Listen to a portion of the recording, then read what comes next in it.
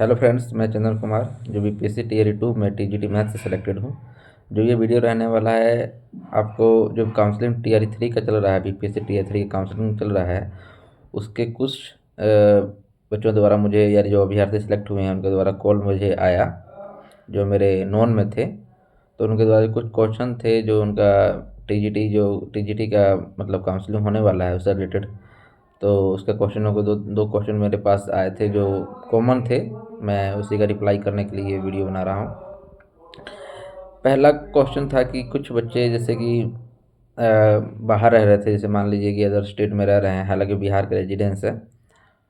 जैसे वो दिल्ली में रह रहे हैं, कुछ हरियाणा में रह रहे हैं, मतलब उनके फादर ऑलरेडी वहाँ पर जॉब करते थे, वहीं पर उन्होंने स्टडी किया है और बिहार का डोमिसाइल और जो कास्ट सर्टिफिकेट बनवा लिया है और बनवा कर उन्होंने अप्लाई किया था पोस्ट के लिए। तो क्या उनको इनके साथ आगे जाके परेशानी होगी, इसके ऊपर वीडियो है।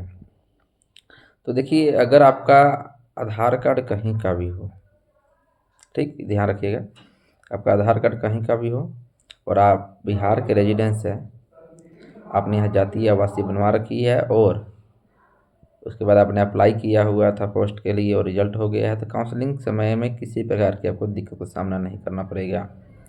क्योंकि बहुत से बच्चों ने जो 1 to 5 में करवाया है काउंसलिंग, उनसे बात करके ये जानकारी मिली, और हमारे समय भी जो हुआ था काउंसलिंग, तो समय में नहीं ये वहाँ बहुत से मेरे नॉन में से थे, तो ऐसा कुछ नहीं दिक्कत आएगा। ठीक, आप जेन्युइन होने चाहिए। ठीक।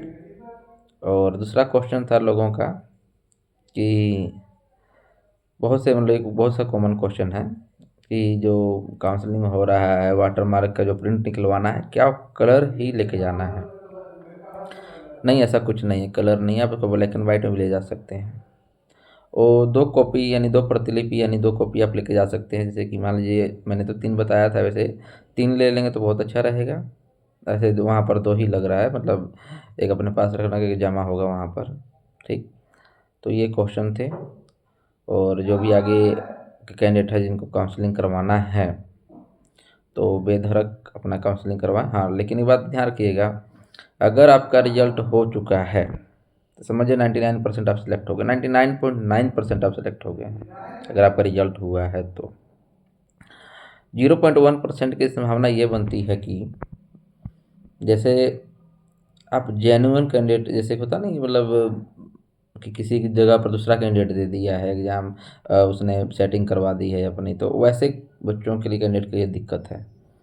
क्यों दिक्कत है? कि अब जब आधार वेरिफिकेशन होगा, यानी आपका थंब इम्प्रेशन लिया जाएगा, तो आप पकड़े जाइएगा। क्योंकि जब आप एग्ज़ाम दिए होंगे उस वक्त भी आपका थंब इम्प्रेशन लिया गया था, और थंब इम्प्रेशन जब आप काउंसलिंग करवाइएगा तो लिया जाएगा। अगर ऐसा नहीं मैच किया तो आप यानी फेक हैं, यानी आप फ्रॉड कर रहे हैं। तो इस प्रकार आपको मतलब इसका दिक्कत का सामना करना पड़ेगा। यानी काउंसलिंग में कोई ज़्यादा परेशानी नहीं है। अगर आप जेन्युइन कैंडिडेट हैं, आप सिलेक्टेड हैं, तो आपका 100% काउंसलिंग होगा ही। इसमें ऐसा नहीं है कि भाई फाइनल मेरिट बनेगा, आप डिस्क्वालीफाई बाहर निकल जाइएगा काउंसलिंग के बाद, ऐसा कुछ नहीं होने वाला है। रिजल्ट बन चुका है, वही रिजल्ट रहने वाला है। काउंसलिंग में आपके डॉक्यूमेंट ओके होने चाहिए। ठीक। सेकेंड अनाउंसमेंट ये करने वाला हूँ मैं कि अभी बीपीएससी 77वीं का, यानी सिविल सर्विस वाला जो एग्ज़ाम होता है बीपीएससी के द्वारा, उसका रिजल्ट, पीटी का रिजल्ट जारी हो चुका है, जिसका कट ऑफ मैं स्क्रीन पर आप एक साइड नीचे बॉटम में देख सकते हैं। कट ऑफ जैसे अनरिजर्व को दिखा रहा है 91 गया है। तो नेगेटिव मार्किंग की वजह से कुछ कट ऑफ पहले के मुकाबले कम हो गया है। पहले के मुकाबले मीन्स कि जब आप देखते होंगे कि जब नेगेटिव मार्किंग नहीं होता था तो कट ऑफ रहा ही जाता था उस मुकाबले। हाँ, लेकिन एक बात जान लीजिए, 91 कट ऑफ कम नहीं है, बहुत ज़्यादा कट ऑफ है नेगेटिव मार्किंग में। तो जो सिविल सर्विस की तैयारी कर रहे हैं, तो अपनी तैयारी को थोड़ा अच्छे से करें ताकि आगे आने वाले समय में अच्छे से एग्ज़ाम दे सकें।